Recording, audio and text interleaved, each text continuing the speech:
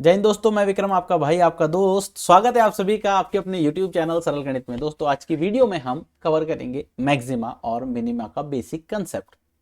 सबसे पहले बात आती है जिसे हम उच्चतम और निम्नतम भी कहते हैं, ये कहाँ यूज होता है। दोस्तों मान लेते हैं आपके पास एक बाग है या आपके पास एक खेत है, ठीक है। उसमें आपने संतरे लगा रखे हैं। अब संतरों के जो आपके पास बाग है उससे आपको लाभ निकालना है। तो हम लाभ किस तरह से निकालते हैं, जहां पर हम उच्चतम और निम्नतम मान की सहायता से किस तरह निकालना होता है। जैसे मैंने यहां लिखा पी एक्स, ठीक है। पी एक्स एक फलन है और यहां पर मैंने लिखा a x plus b x square. तो लाभ की गणना जो है वो इस फलन के द्वारा हम ज्ञात करेंगे। यहां पर ए और बी जो क्या है वो है अचर। अचर राशि मतलब ऐसी राशि जिनके मान में परिवर्तन नहीं होता। और यहां पर x क्या है, x आपके पास प्रति एकड़ में संतरे के वृक्षों की संख्या है। प्रति एकड़ में संतरे के वृक्षों की संख्या।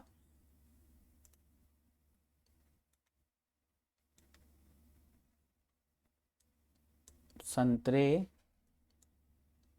के वृक्षों की संख्या।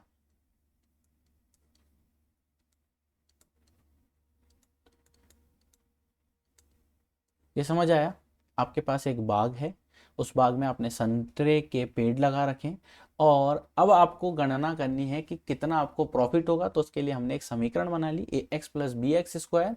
यहाँ पर ए एक अचर राशि है, बी एक अचर राशि है और एक्स क्या है, प्रति एकड़ में संतरों के जो वृक्ष हैं उनकी संख्या। ये मैंने आपको एक छोटा सा एग्जाम्पल दिया। आगे चलते हैं। मान लीजिए आपका एक बहुत अच्छा सा मकान है, ठीक। बहुत अच्छा मकान है और इस मकान की जो ऊंचाई है, इस मकान की ऊंचाई हम मान लेते हैं यहां से यहां तक 60 मीटर, ठीक है। यह आपके मकान की ऊंचाई है। यहां से आपने एक बॉल को फेंका, यहां से आपने एक बॉल को फेंका, ठीक है। यहां से आपने एक बॉल को फेंका।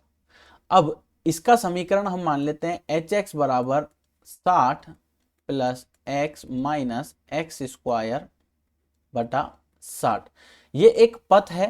ये मतलब यहां पर जो मैंने आपको समीकरण दी है ये क्या है, पथ है। और इसके अनुदिश ये गेंद जो है वो गति करती है। अब यहां पर x क्या है, यहां पर x है भवन के गेंद की, भवन से गेंद की क्षैतिज दूरी। यहां पर x क्या है, भवन से गेंद की क्षैतिज दूरी।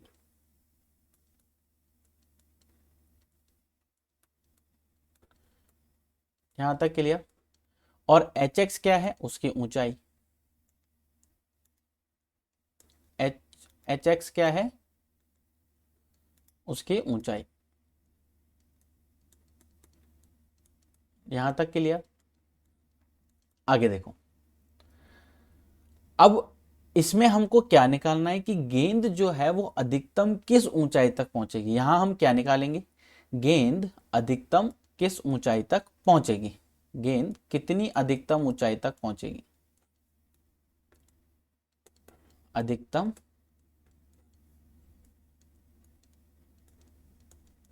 ऊंचाई तक पहुंचेगी। यहां तक क्लियर हुआ। तो इस केस में भी हम क्या, मैक्सिमा और मिनिमा जिसे हम उच्चतम और निम्नतम कहते हैं वो ज्ञात करेंगे। मैं अभी आपको बेसिक कंसेप्ट बता रहा हूं कि हम इसे पढ़ेंगे क्यों और फिर किस तरह से करना है, आपको सिर्फ इतना सा ध्यान रखना है, ठीक है। नेक्स्ट हम बात करते हैं। मान लीजिए आपका कोई दुश्मन है और उसका हेलीकॉप्टर जो है एक पथ के अनुदिश गति कर रहा है। हम इसको मान लेते हैं एफ एक्स बराबर एक्स स्क्वायर प्लस 7, ठीक है। इस ये एक पथ है और इस पथ के अनुदिश गति कर रहा है, ठीक। तो हम इसे, मैं आपको इसे इस तरह से बताता हूं, देखो आपको फिर अच्छे से समझ में आएगा। मान लीजिए कोई आपके पास कर्व है, यहाँ पे आपका हेलीकॉप्टर है और यहाँ पर आप हो। ये हम इसके निर्देशांक मांग लेते हैं 1,2, ठीक है। यहां पर आप खड़े हो। अब करना क्या है, क्वेश्चन क्या बनता है, यहां से आप इस हेलीकॉप्टर को गिराना चाहते हो क्योंकि ये हेलीकॉप्टर आपके एरिया में एंटर कर चुका है। अब ऐसे केस के अंदर आपको कब गोली चलानी चाहिए कि ये हेलीकॉप्टर जो है वो गिर जाए। तो उस केस के लिए हम क्या करते हैं, आपको क्या करना है कि इस हेलीकॉप्टर को गोली मारनी है। अब कैसे मारोगे, जब हेलीकॉप्टर आपके सबसे ज्यादा पास होगा तो वो जो निकटतम दूरी है उसकी गणना जो हम करते हैं, निकटतम दूरी की गणना जब हम करते हैं तब हम मैक्सिमा और मिनिमा का उपयोग करते हैं। उम्मीद करूंगा आपको समझ आ गया होगा कि मैक्सिमा और मिनिमा यहाँ पर किस चीज की बातें की जा रही है। ठीक है, 3 केस मैंने आपको बताए। संतरों का आपके पास एक बाग है, प्रति एकड़ के अंदर कितने वृक्षों की संख्या है उसके बेस पे हम इसके लाभ की गणना कर सकते हैं। या फिर आप घर से एक बॉल को फेंक रहे हो और आपके घर की जो ऊंचाई है वो आपके पास 60 मीटर है। ठीक, आपको ये बॉल कितनी ऊंची जाएगी इसकी गणना भी हम इससे कर सकते हैं। इसके अलावा आपका कोई दुश्मन है, दुश्मन का हेलीकॉप्टर जो है वो आपके एरिया में प्रवेश कर चुका है, अब आपको उसको गिराना चाहते हो या उसके ड्राइवर को, किसी को भी गोली मारना चाहते हो, पायलट को, सॉरी ड्राइवर के या पायलट को आपको गोली मारना है।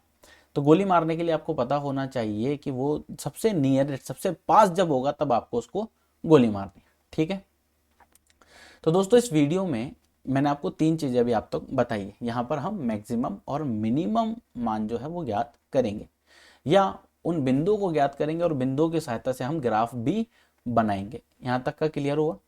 आगे चलते हैं, अब इसे समझते हैं एक उदाहरण से। एक उदाहरण करके देखते हैं कि आपको अभी तक कितना समझ में आया। तो देखिए एक उदाहरण लेते हैं हम। ये आपके पास एक फलन है, ये आपके पास एक फलन है एफ एक्स बराबर एक्स स्क्वायर। यहां पर एक्स का जो मान है वो आर में से आता है। ठीक है, अब आपको क्या करना है कि फलन f के उच्चतम और निम्नतम मान यदि कोई है तो आपको वो ज्ञात करना है। तो किस तरह से ज्ञात करेंगे, तो देखो ये एक्स स्क्वायर है, जहां तक मुझे पता है आप 12th क्लास के स्टूडेंट हो। अगर आपको नहीं पता कि एक्स स्क्वायर का ग्राफ कैसा होता है तो मैं बता देता हूँ। इसका ग्राफ होता है इस तरह से, ये आपके पास x हो गया, ये x डैश हो गया, और इसका जब आप ग्राफ बनाओगे तो वो इस तरह से कुछ आएगा, इस तरह से। ठीक है, एक चीज और जो मैं आपको बताना चाहता हूं वो क्या है, क्रांतिक बिंदु। एक चीज और होती है, यहां ले लेते हैं क्रांतिक बिंदु।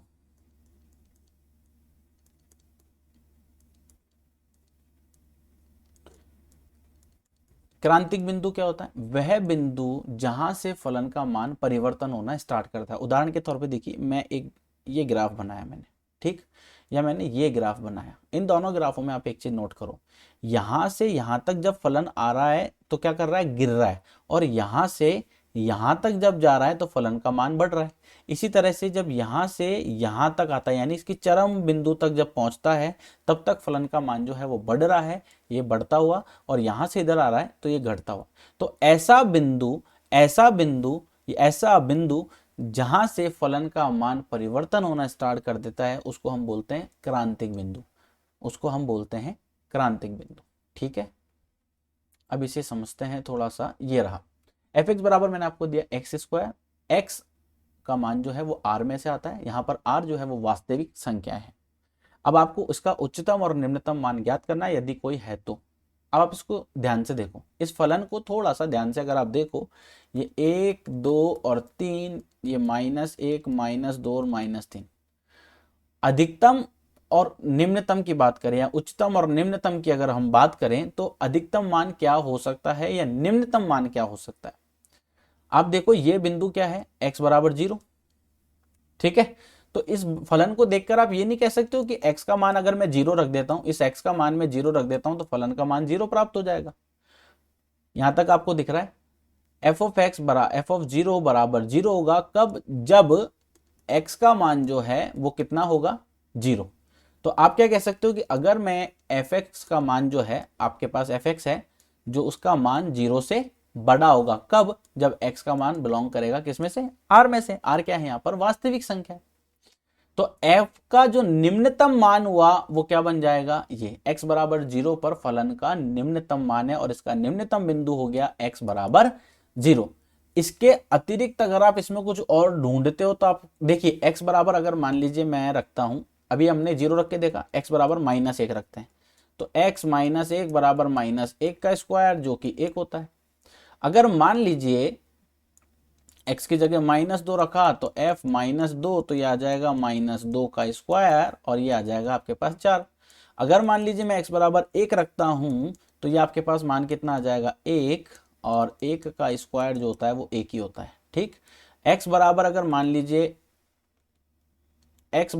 मान लीजिए मैं 2 रखता हूं तो f 2 रखने पर जो मान प्राप्त होगा 2 का स्क्वायर 4। आप इन सब में एक बात नोट कर रहे हो, मैं जैसे जैसे आगे की तरफ बढ़ता जा रहा हूँ, नंबर लाइन पर संख्या रेखा पर आगे की तरफ बढ़ता जा रहा हूँ, तो मान जो है वो मुझे बड़ा ही मिल रहा है, छोटा नहीं मिल रहा, यानी जीरो नहीं मिलेगा। तो जीरो किस केस में मिलेगा, जब x बराबर 0 होगा। तो हम ये कह सकते हैं कि फलन का कोई उच्चतम मान तो है ही नहीं, क्योंकि आप रखते जाओ मान निकलते जाएंगे। x की जगह 3 रखो, 4 रखो, 5 रखो, 6 रखो, जितने आपको मान रखने हैं आप रखते जाइए, आपको उच्चतम मान तो प्राप्त नहीं होगा। लेकिन लेकिन लेकिन ध्यान से सुनना, अगर मैं यहां पर एक कंडीशन दे देता हूं, मान लीजिए मैं आपको बोल देता हूं कि फलन के जो प्रांत है वो -2 से लेके 1 तक, ये इसका क्या हुआ, प्रांत है ना, प्रांत।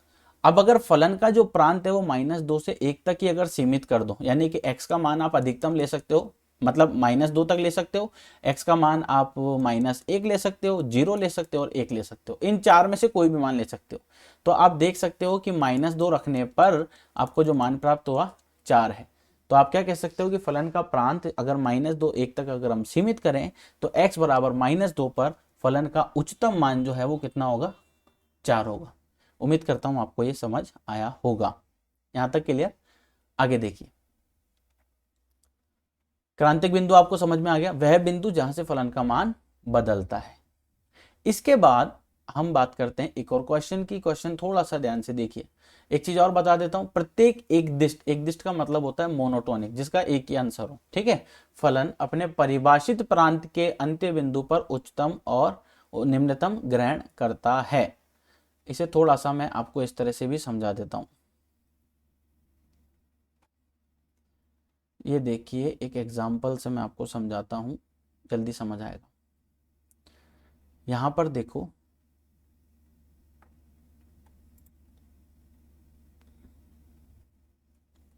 ये आपके पास एक फलन है f(x) बराबर mod x, और यहां पर x का मान जो है वो r में से बिलोंग कर रहा है। तो f का उच्चतम और निम्नतम मान आपको ज्ञात करना है। आपको पता है mod x का ग्राफ कैसा बनता है, नहीं पता है तो ध्यान से देखिए। कोई भी फलन जब ऐसा होता है, इसको एब्सोल्यूट वैल्यू बोलते हैं, तो इसका फलन दो केस में टूटता है। एक तो -1 में बनेगा, -1, और एक +x। -x कब होगा, जब x का मान 0 से छोटा होगा, और +1 कब होगा, x कब होगा, जब x का मान 0 से बड़ा या उसके बराबर होगा। और जब आप इसका ग्राफ बनाओगे तो इसका ग्राफ हमेशा आपको इस फॉर्मेट में मिलेगा।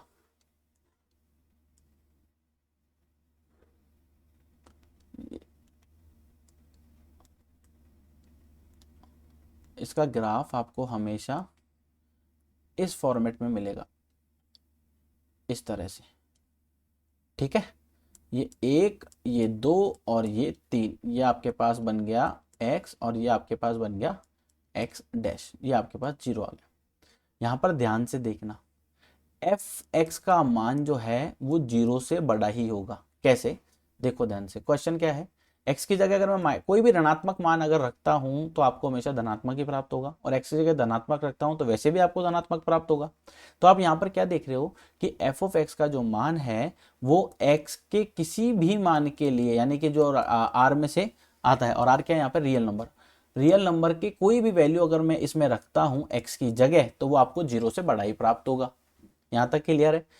और अगर मैं x की जगह 0 रखता हूं तो आपको 0 प्राप्त हो ही रहा है। कब, जब x की जगह क्या है, 0। यहां तक क्लियर हुआ। तो f का निम्नतम मान क्या हो गया यहां पर, अब 0। और इससे ये भी स्पष्ट हो गया कि r जो है आपके पास, r क्या है आपके पास, वास्तविक संख्या हो। अगर इनमें से कोई भी मान मैं रखता हूं तो इसका उच्चतम मान मुझे प्राप्त नहीं हो सकता, क्योंकि मैं 4 भी रख सकता हूं, 5 भी रख सकता हूं, 6 भी रख सकता हूं, कि जितना मान रखूंगा उतना ऊपर जाता जाएगा, लेकिन एक फिक्स वैल्यू तक वो नहीं है। इसलिए हम कह सकते हैं कि इस फलन का कोई उच्चतम मान नहीं है। क्लियर हुआ। नेक्स्ट देखिए, अगर हम थोड़ा सा और मैं आपको इसको अच्छे से बताऊं तो आप इसे इस तरह से समझ सकते हो। एक चीज मैं आपको इसमें और बताना चाहता हूं, अगर आप ध्यान दोगे मेरी बात पे तो ये चीज और देखिए। मान लीजिए ये आपके पास एक फलन है, ये मैंने इस तरह से शो किया, ये आपके पास x अक्ष हो गया, ये y अक्ष हो गया, ये आपके पास x डैश अक्ष हो गया और ये आपके पास y डैश अक्ष हो गया। ये आपका फलन है इस तरह से, ठीक है। तो यहां पर आप देख सकते हो कि इस फलन की जो है वो अधिकतम मान है, ये इसकी अधिकतम ऊंचाई। आप इसको यूं समझ सकते हो कि ये सबसे ऊंचा है। अगर मैं यहाँ पे लाइनें इस तरह से ड्रॉ करूंगा तो ये जो है सबसे अधिकतम है, सबसे ऊंचा है। तो आप क्या कह सकते हो कि यहां पर एफ डैश सी क्या है, वो बिंदु, यानी कि ये वाला बिंदु, यहां पर फलन का मान क्या होगा, 0। क्योंकि आप देखो कि यहां से यहां तक फलन बढ़ रहा है और यहां से यहां तक फलन घट रहा है। इसका मतलब क्या हुआ, इसका मतलब यह हुआ कि एफ डैश एक्स का जो मान है, एफ डैश एक्स का जो मान है, ये रहा आपके पास f dash x. F dash x का जो मान है आपका वो 0 से बड़ा होगा इस केस में, और इस केस में एफ डैश एक्स का जो मान होगा वो 0 से छोटा होगा, 0 से छोटा, ठीक है। और अगर इसी तरह इसी एग्जांपल को मैं अगर इससे ड्रॉ करूं तो आप यहां पर देख सकते हो, मान लीजिए मैंने ये ड्रॉ किया, ये इस तरह से बनाया, तो यहां पर आप देखो ये बिंदु क्या है, इसका निम्नतम बिंदु है। तो आप क्या कह सकते हो कि एफ डैश सी रखने पर यहां पर आपको 0 प्राप्त होगा, और ये क्या होगा, एफ डैश एक्स का जो मान है वो 0 से बड़ा होगा। और यहां पर आपके पास, यानी कि इस वाले की बात करूं, इस वाले बिंदु की, तो यहां पर एफ डैश एक्स का जो मान है वो आपका 0 से छोटा होगा। ये आपको मैं उम्मीद करता हूं समझ आया होगा, बेसिक कंसेप्ट जो मैंने आपको अभी बताया है। इसके साथ साथ मैं आपको कुछ चीजें और बता देता हूं, थोड़ा सा बेसिक और है यहाँ पर। तो एक से ज्यादा भी हो सकता है, अगर मान लीजिए कोई इस तरह से है तो आप यहाँ पर देख सकते हो कि ये भी आपके पास एक फलन है। तो यहाँ पर देखो ये हुआ, ये हुआ, है ना, और ये दोनों मान हुए। तो यहाँ पर फलन के मान आपके पास क्या उत्तम हो रहे हैं, और यहाँ पर आपके पास जो मान प्राप्त हो रहे हैं वो क्या है, निम्नतम मान आपको प्राप्त हो रहे हैं। कुछ फलन ऐसे भी होते हैं जो ना तो उच्चतम होते हैं ना ही निम्नतम होते हैं। ऐसे फलन कैसे पहचानोगे आप, ऐसे फलन को पहचानने के लिए आपको क्या करना है, जैसे मान लीजिए मैं एक ग्राफ बनाता हूं, ये मैंने आपको एक ग्राफ बना के दिया, आप इसे इस तरह से देखिए, ये एक ग्राफ बना दिया, ठीक है। ये आपका सेम वही एक्स अक्ष हो गया, ये एक्स डैश हो गया, एक्स डैश हो गया, ये वाई अक्ष हो गया और ये वाई डैश हो गया। यहां पर अगर मान लीजिए मैं इसको इस तरह से ड्रॉ करता हूं, ये क्या हुआ, पूरी मेहनत पे पानी फिर गया, कोई बात नहीं, फिर बना लेंगे। ये एक बिंदु देखिए, अब ये फलन यहां से यहां तक अगर हम देखें तो भी बढ़ रहा है, यहां से यहां तक देखें तो भी बढ़ रहा है, मतलब x बराबर 1 पर और x बराबर -1 पर। अब इस टाइप का कोई फंक्शन है, इसका ना तो कोई मिनिमम वैल्यू होगी और ना ही इसकी कोई मैक्सिमम वैल्यू होगी, ठीक है। यहां तक क्लियर हुआ। और इस टाइप के जो फंक्शन होते हैं उसको हम एक्सट्रीम वैल्यू भी बोलते हैं, क्लियर अच्छे से। और भी देख सकते हो आप, ना तो मैक्सिमा होगा ना ही मिनिमा होगा। इसके उदाहरण की अगर हम बात करें तो यहाँ पर आप देख सकते हो, अगर इस प्रकार का कोई फंक्शन है, ये देखो, तो ये एफ डैश एक्स जो है इसका मान 0 से बड़ा होगा, तो ये इंक्रीज ही कर रहा है, ना तो बढ़ रहा है ना ही घट रहा है। मतलब पूरी तरह से हम क्या कह सकते हैं कि एफ डैश एक्स का मान अगर 0 से बड़ा हुआ तो ये फलन जो है ना तो मैक्सिमा होगा ना ही मिनिमा होगा। या अगर हम इस टाइप के किसी फलन की बात करें, मान लीजिए मैंने ये लिया, ये एक फलन ले लिया, एफ डैश एक्स का जो मान है वो 0 से बड़ा है, और यहाँ पर एफ डैश एक्स का जो मान है, यहाँ पर भी कोई बिंदु अगर लेते हैं तो भी उसका मान जो है वो 0 से बड़ा है। उम्मीद करता हूँ आपको ये समझ आया होगा, क्लियर। और भी देख सकते हो आप, और भी अगर एग्जाम्पल की हम बात करें तो आप ये भी देख सकते हो कि ये भी मैंने बढ़ते हुए बनाए, तो इनको घटते हुए बना लेते, क्या फर्क पड़ रहा है। ये देखिए, अगर मान लीजिए अपन ने इनको घटते हुए बनाते हैं, ये एक फलन बन गया, तो यहाँ पर एफ डैश एक्स का जो मान है वो 0 से छोटा है। या इसी तरह के फलन को अगर मैं थोड़ा सा लहराता हुआ बनाता हूँ, तो यहाँ आप देख सकते हो एफ डैश एक्स का मान जो है वो 0 से छोटा है, और यहाँ पर भी एफ डैश एक्स का जो मान है वो आपका 0 से छोटा है। हो सकता है आपको ये थोड़ा समझने में दिक्कत आए, वीडियो को 1-2 बार रिपीट जरूर कर लीजिएगा, जिससे आप क्या करो, इजीली फलन को फिर इजीली आप उच्चतम और निम्नतम समझ सको। अब इन फंक्शन में आपने क्या देखा कि इन फंक्शन में कोई क्रिटिकल पॉइंट ही नहीं है। क्रिटिकल पॉइंट मतलब क्रांतिक बिंदु ही नहीं है जहां से फलन का मान जो है बदल रहा हो। इन चारों के अंदर अगर आप ध्यान से देखो तो इन चारों क्या पांचों में देखो कि फलन का मान जो है ना, मतलब एक तरफ बढ़ रहा हो फिर एक तरफ घट रहा हो, ऐसा कोई सीन ही नहीं है सिवाय इसके। इस वाले केस के अंदर तो आपको दिख रहा होगा, ठीक है। लेकिन बाकी के केसेस की अगर हम बात करें तो आप देख सकते हो इसमें तो ऐसा कुछ है ही नहीं, इसमें भी नहीं है, इसमें ऐसा कोई वैल्यू नहीं है जहां पर एक्स का मान बढ़ रहा है और फिर उसके बाद घट रहा है। या इसमें ऐसा कोई मान नहीं है जहां से आप क्रांतिक बिंदु निकाल सको, या इसमें ऐसा कोई मान नहीं है जहां से आप क्रांतिक बिंदु निकाल सको, ना ही इसमें कोई मान है जहां से आप क्रांतिक बिंदु निकाल सको। तो दोस्तों इस वीडियो में मैं आपको और भी कुछ कुछ और क्वेश्चन एक बार देखते हैं कि किस तरह से आपको सॉल्व करना है। ये लीजिए क्वेश्चन और लेते हैं। मान लेते हैं फलन है एफ एक्स बराबर मान लिया एक्स की घात 3 माइनस 3x प्लस 3। अब ये एक फलन है, इस फलन का आपको उच्चतम स्थानीय उच्चतम और स्थानीय निम्नतम मान जो है कि सभी बिंदुओं को ज्ञात करना है। ठीक है, स्थानीय उच्चतम और स्थानीय निम्नतम के सभी बिंदुओं को आपको ज्ञात करना है। यहां पर बिंदु की बात कर रहे हैं तो सिंपल सा पहला, इसमें क्या दो तरह से क्वेश्चन सॉल्व करते हैं हम। पहला तो प्रथम अवकलज होता है और दूसरा होता है जिसमें उससे भी ज्यादा हम कर सकते हैं। तो मैं आपको जो प्रोसेस बता रहा हूं, अगर आप प्रोसेस फॉलो करते हो तो कोई भी क्वेश्चन हो इजीली आप सॉल्व कर पाओगे। जैसे एफ डैश एक्स है तो मैंने इसका एफ डैश एक्स निकाला यानी कि डी बटा डी एक्स। मैं उम्मीद करता हूं आपको अवकलन अच्छे से आ गया होगा, नहीं आया तो आई बटन पे क्लिक करके आप वो देख सकते हो। तो x की घात 3 का अवकलन होता है 3x² माइनस 3 आ गया। अब इसका क्रांतिक बिंदु निकालने के लिए हमने एफ डैश एक्स को 0 के बराबर रखा। ये इसका पहला स्टेप और ये इसका दूसरा स्टेप। ये पहला स्टेप हो गया, ये इसका दूसरा स्टेप हो गया, ध्यान रखना। तो 3x² माइनस 3 को अगर मैं 0 के बराबर रखता हूं तो आप देख सकते हो 3x² माइनस 3, 3x² माइनस 3 को अगर मैं 0 के बराबर रखता हूं तो यहां से 3 कॉमन ले लेता हूं, x² माइनस 1 आ जाएगा बराबर 0। इस एक का अगर स्क्वायर कर देता हूं तो कोई खास फर्क नहीं पड़ेगा। तो आप यहां पर देख सकते हो, इसको समझा देता हूं। ये 3 इसको मैं लिख सकता हूं x प्लस 1 और इसको लिख सकता हूं x माइनस 1 बराबर 0। तो ये 3 को 0 में भेज दो तो x का मान एक बार तो आ जाएगा प्लस का 1 और एक बार x का मान आ जाएगा माइनस का 1। तो इसको ये आपके पास प्लस माइनस के 1 के फॉर्मेट में लिख लेते हैं। ठीक है, ये आपके पास मान प्राप्त हो गया, x बराबर प्लस 1 और x बराबर माइनस 1। यहां तक क्लियर हो गया। तो ये दोनों ऐसे क्रांतिक बिंदु हैं जो f के स्थानीय उच्चतम या स्थानीय निम्नतम संभावित बिंदु जो हैं वो हो सकते हैं। तो सबसे पहले हम x बराबर 1 पर परीक्षण करते हैं। x बराबर 1 पर परीक्षण, इसके लिए आपको क्या करना पड़ता है, x बराबर 1 लिखा, एक बार x से छोटा मान ले लो, एक बार x से बड़ा मान ले लो। मान लो 1 की बात कर किया हमने तो इससे बड़ा मान लिया 1.1। इस 1.1 को अगर हम एफ डैश एक्स में 1.1 की जगह रखते हैं तो इसका मान आपको 0 से बड़ा ही प्राप्त होगा। यानी कि इसमें अगर मैं रखता हूं तो इसका मान जो है वो 0 से बड़ा ही प्राप्त होगा।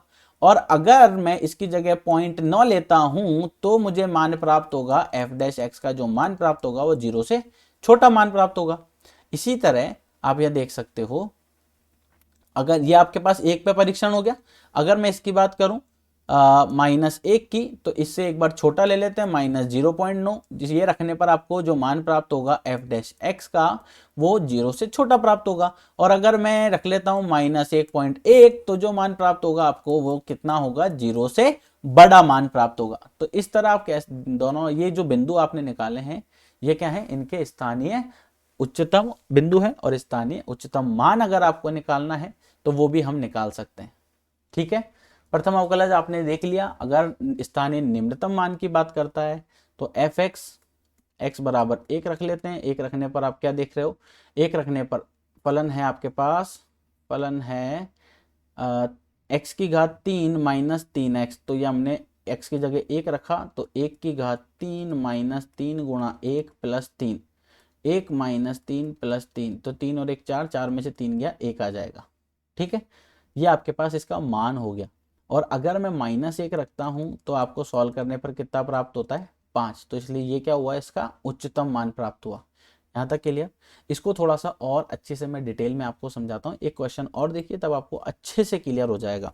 जो स्टेप बता रहा हूँ स्टेप फॉलो करना, एकदम मक्खन की तरह क्लियर हो जाएगा अगर आपने स्टेप्स को अच्छे से फॉलो किया तो। हो सकता है एक बार दो बार में आपको समझ में नहीं आए तो इन स्टेप्स को बार बार फॉलो कीजिए। इन कुछ क्वेश्चन उठा लीजिए और उनको ट्राई कीजिए।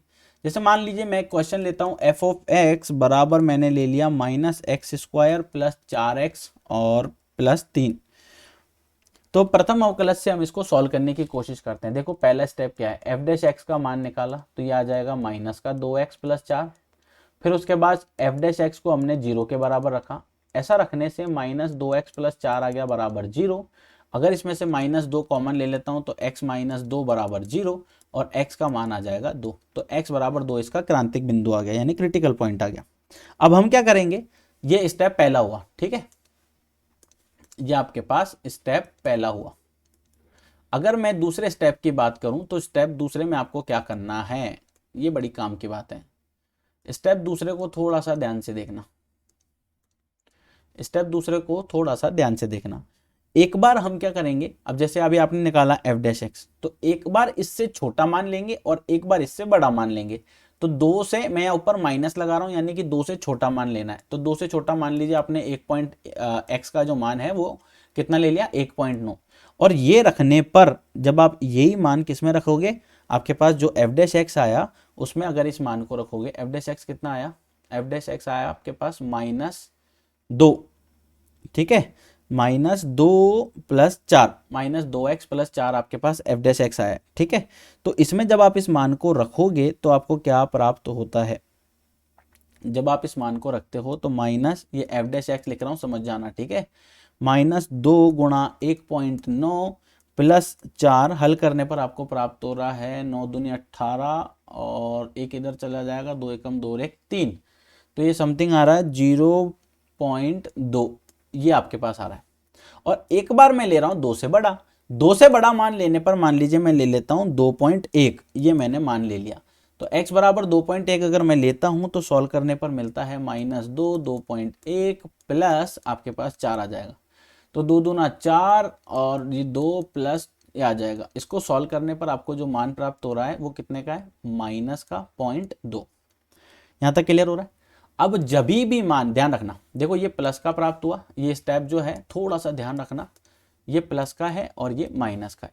जब भी फलन पहला वाला प्लस और दूसरा वाला माइनस प्राप्त होता है, पहले हमेशा माइनस का रखेंगे फिर प्लस का रखेंगे, जब भी पहले प्लस का प्राप्त होता है दूसरा माइनस का प्राप्त होता है। अब जैसा कि आपको पता है माइनस होता है नेगेटिव, नेगेटिव मतलब होता है छोटा, तो आपको इसका उल्टा याद रखना है, तो ये हो जाएगा उच्चतम। और अगर माइनस, पहला वाला माइनस होता है और दूसरा वाला प्लस होता है, पहला वाला माइनस और दूसरा वाला प्लस होता है, तो इसका अपोजिट कितना हो जाता है आपके पास, निम्नतम।